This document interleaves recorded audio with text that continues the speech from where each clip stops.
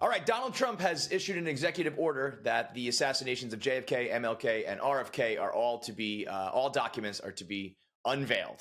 They said that 99% of all of the JFK files have already been made public and that there's 1% left. Guess how much that 1% is? 4,700 documents. Almost 5,000 documents. They're like, we've already given you everything, and there's 5,000 more. Now, here's the thing. The JFK assassination is fascinating. It has gripped, like, I wonder what the younger generation thinks, but I know that my generation and older, it's one of the most fascinating mysteries. Everybody wants to know. There's so many conspiracy theories. I don't even know if like the young people care. It's like dude, we don't give a shit about like McKinley getting assassinated. You know what I mean? At some point, this becomes like, I don't know, a president like 200 years ago got assassinated. We don't care. But with 5,000 more documents to go, this falls under everything else that's been going on for the last, I don't know, let's call it 5 or 10 years when it comes to these conspiracy theories and these mysteries that get unveiled. Nobody cares. Nobody cares. People think they care. They talk about caring. They are desperate for the truth and they want to know the answer, and they're being lied to, and it's the government and it's conspiracies. And then the government's like, here you go.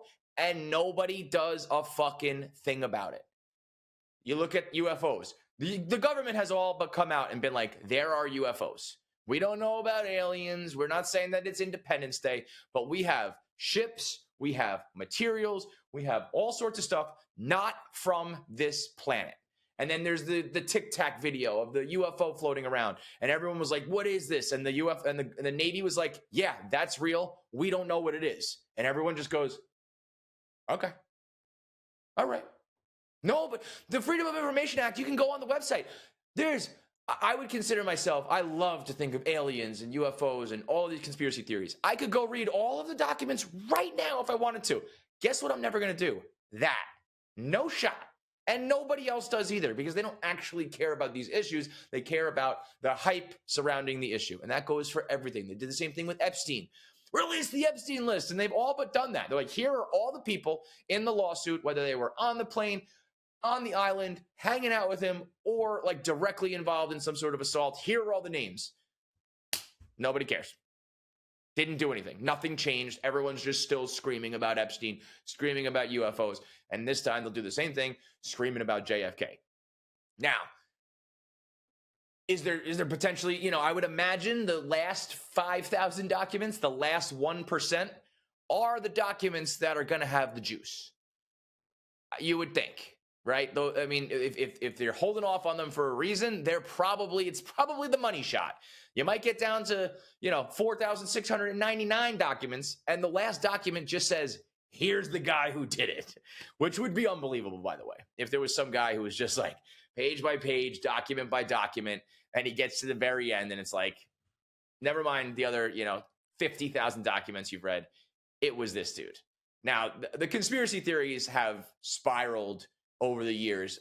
When I grew up, it was the magic bullet. For those who don't know, the magic bullet theory comes from the Warren Commission, which was the official investigation into the JFK assassination. And this theory was that it had to have been one single bullet, because the amount of time it would have taken for Lee Harvey Oswald to reload his rifle, it would not have matched up with the moving car and the physics of it all. So this theory posits that the one singular bullet hit JFK in the right shoulder and then passed to his left shoulder, then came out of him and hit Governor Connolly in the arm, came out of his arm through his wrist and into his left knee.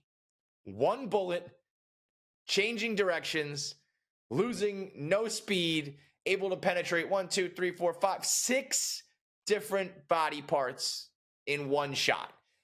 And they put that out there, and the world just went, that's a little weird. The world just did the Cardi B. That's weird. That's suspicious. And then they just went back to their goddamn lives, because they're not on the internet, and there's not social media. There's no constant flood of information. Maybe you read the newspaper. You might have a television in your house.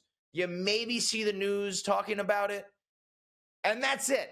And, some like crazy like hippie was, down at like the bar was the only guy going, there's no way this bullet thing is real. And everyone was like, just shut the fuck up, man. And that was it. You just move on with your life because you had to.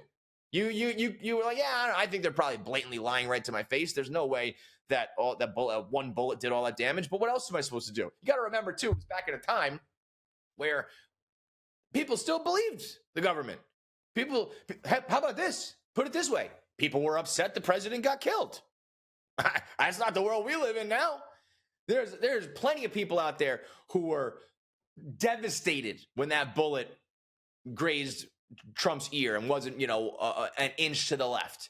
Back then, people actually liked the president. People believed in America and the government. And so if something happened like this, it was a tragedy. And if they told you what happened, you believed it because we were not an entire nation of bitter, jaded, and disenfranchised people. So they went, okay, I don't know how bullets work, but okay, let me just go back to, living my life in the 60s where none of this could even be talked about or investigated. Nowadays, the conspiracy theories have continued to spiral. I mean, if you read on it now, there's upwards of 20 different and, according to some people, plausible conspiracy theories. And the latest one making the rounds is this narrator talking over the Zapruder film saying that the gun was fired by the driver of the car, which now in the high-res version of the Zapruder film, you can see a dude holding a gun. Now, I don't think it's crazy that a Secret Service member would have his gun on him and would pull it out in the middle of an assassination attempt. But this narrator is saying that gun was a air-powered pneumatic pistol that fired pellets at JFK that were poisoned with shellfish toxins, so that if the impact didn't kill him, that the poison would.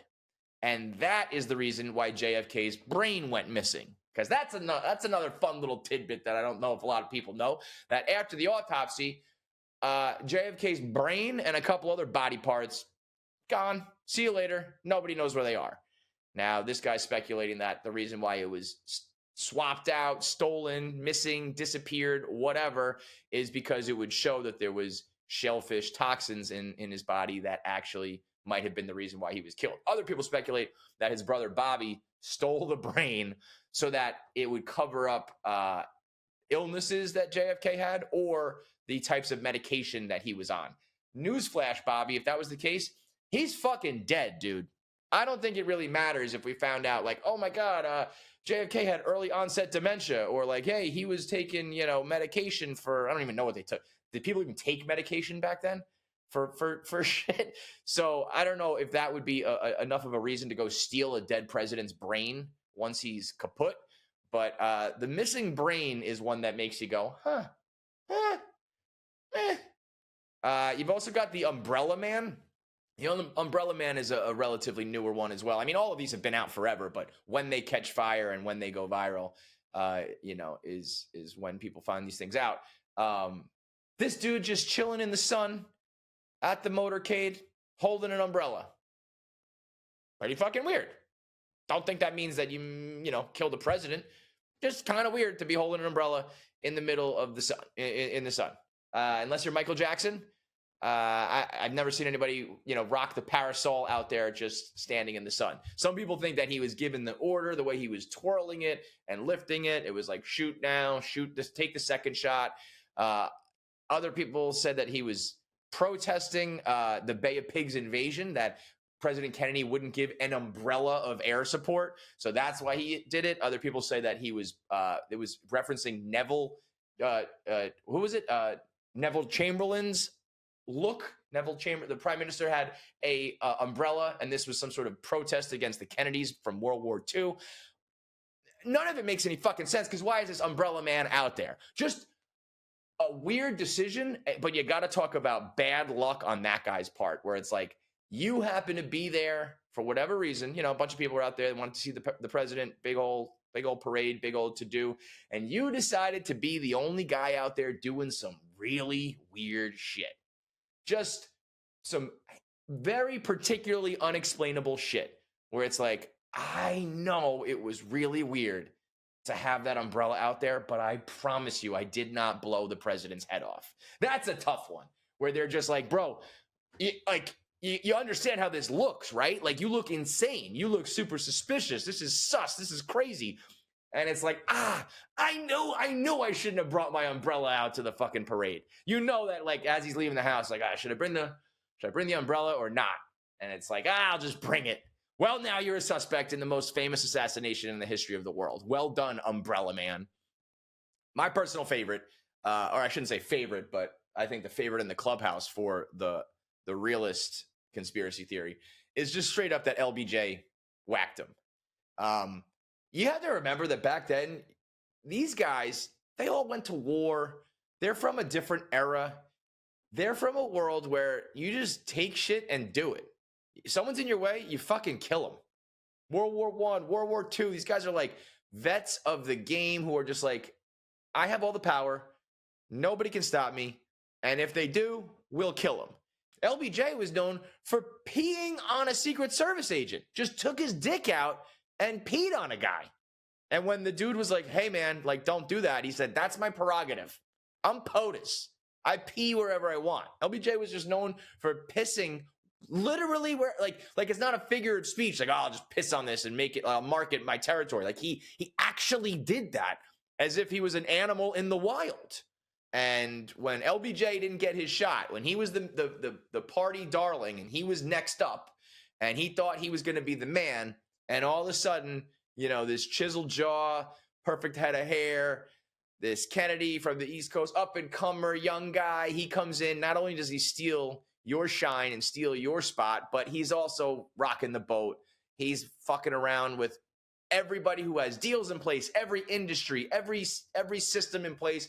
He is changing or breaking, and LBJ just said, enough's enough, get this done. Now, I'm pretty sure most people don't know of the quote he said to his mistress, Madeline Brown, the day before JFK was assassinated. His quote was, after tomorrow, I won't have to deal with those Irish mafia bastards. And then tomorrow, JFK gets killed. That, to me, is about as smoking of a gun as you're going to get. A dude who had the motive, had the means, takes his spot, and is quoted as saying, I won't have to deal with these Irish bastards anymore. I would look there. You know, there's a million different ways to look. A lot of it all at least makes sense in some regard. But I would go with the guy who stood to gain the most from it, and that's the dude who ascended to the presidency and took his spot. So we'll see what the 4,700 documents have to say. I'm going to guess it's a whole big nothing. And even if there's something, like I said, people just won't really care. Unless there is a direct, this person did it and this person covered it up, people are just going to continue to spin their wheels and talk about whichever conspiracy theory they want.